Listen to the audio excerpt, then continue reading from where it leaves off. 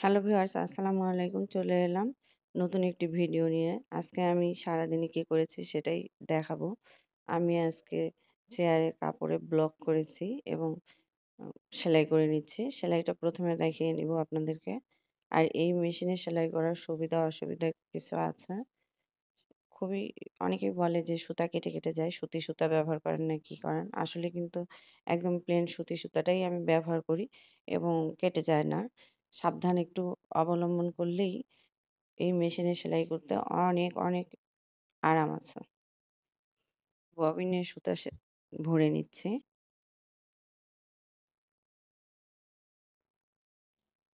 তারপর শুয়ে সুতা দিয়ে মেশিন ঠিক করে নিব সেলাই করার জন্য।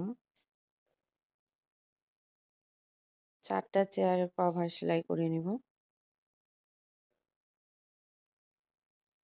আর এই কভারে আমি ব্লকের কাজও করেছি।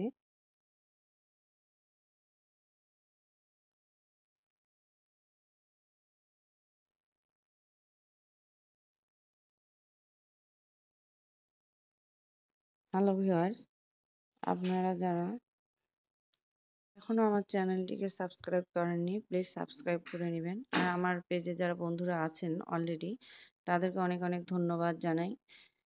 লাইক, কমেন্টস করে আমার পাশে থাকবেন। ব্লকের কাজ করেছি। এখন সেলাই দিব।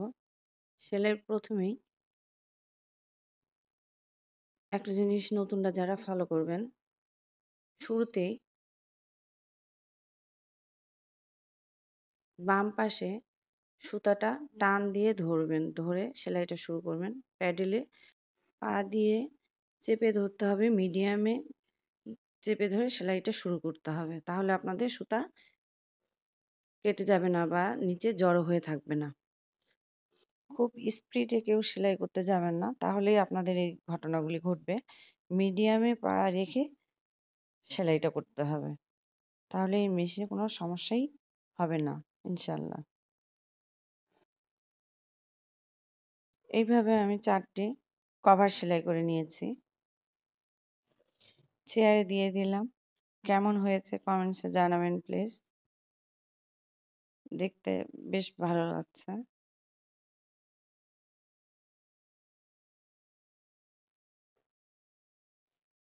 আর আমার যেকোনো কাজে বেলু তো থাকবেই। বেলু চলে এসেছে। আর আজকে বিকালে কি নাস্তা করলাম সেটা করে দেখাবো। এই নুডলসটা খেতে অনেক মজা। এটা স্পাইসি করে রান্না করতেছি। দিয়ে দিলাম তেল, পেঁয়াজ দিয়ে দিলাম। আমি এটা চিকেন, গাজর দিয়ে রান্না করব। হালকা ভেজে নিয়ে দিয়ে দিব মসলা। মরিচের ফাঁকি দিয়ে দিলাম ১/২ চামচ। আদা রসুনের পেস্ট ১ চামচ করে। দিয়ে মসলাটা ভালো করে কষিয়ে নিচ্ছি।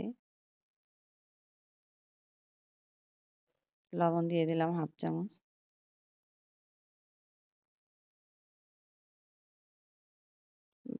কুচি করে কেটে রেখেছি মাংস দিয়ে দিলাম। যাদের অনেক হাতে সময় থাকে না, খুব তাড়াতাড়ি করে কিছু করতে হয়, এইভাবে রান্না করে দেখবেন অনেক সময় কম লাগে। একটু ঢাকনা দিয়ে দিলাম ২-৩ মিনিটের জন্য। মাংসটা যেন হালকা একটু সেদ্ধ হয়ে যায়। ২-৩ মিনিট পর নেড়ে দিচ্ছি। এই পর্যায়ে দিয়ে দেব গাজর দিয়ে ভালোভাবে নেড়ে দিচ্ছি। আর লুডুসের প্যাকেটে এই মসলার প্যাকেটগুলো থাকে, সেটা একটা দিয়ে দিলাম। দিয়ে ঢাকনা দিয়ে ঢেকে দিলাম গাজরগুলো একটু সেদ্ধ হওয়ার জন্য।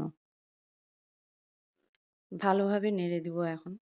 আর আমি ৩ টা প্যাকেট নিয়েছিলাম। এই যে ৩ টা প্যাকেট দিয়ে দিলাম। আমি আলাদা করে সেদ্ধ করে নেইনি, একসঙ্গেই দিয়ে দিলাম। আর এটা রান্না করা অনেক ইজি। নেড়ে পানি দিয়ে দিব। পানি দিয়ে দিচ্ছি। পানি দিলাম ২.৫ কাপের মতো। আর জালটা রাখবো মিডিয়াম আঁচে। আর এই পর্যায়ে আমি আরেকটি প্যাকেটের মসলা দিয়ে দিব। আমি ৩ প্যাকেটের জন্য ২ টা প্যাকেট মসলা ব্যবহার করেছি। আর দিব না। দিয়ে ঢাকনা দিয়ে ঢেকে দিলাম। ১০ মিনিট পরে ফিরে আসলাম। এই পর্যায়ে দিয়ে দিলাম সয়া সস ১ টেবিল চামচ।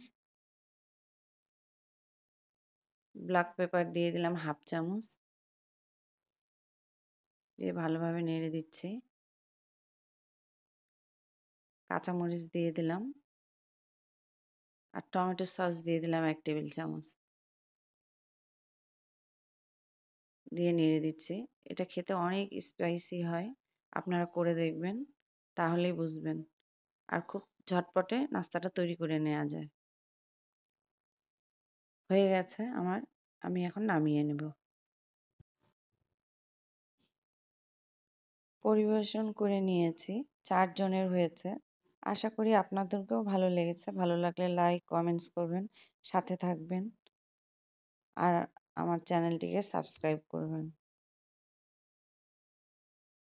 আল্লাহ হাফেজ।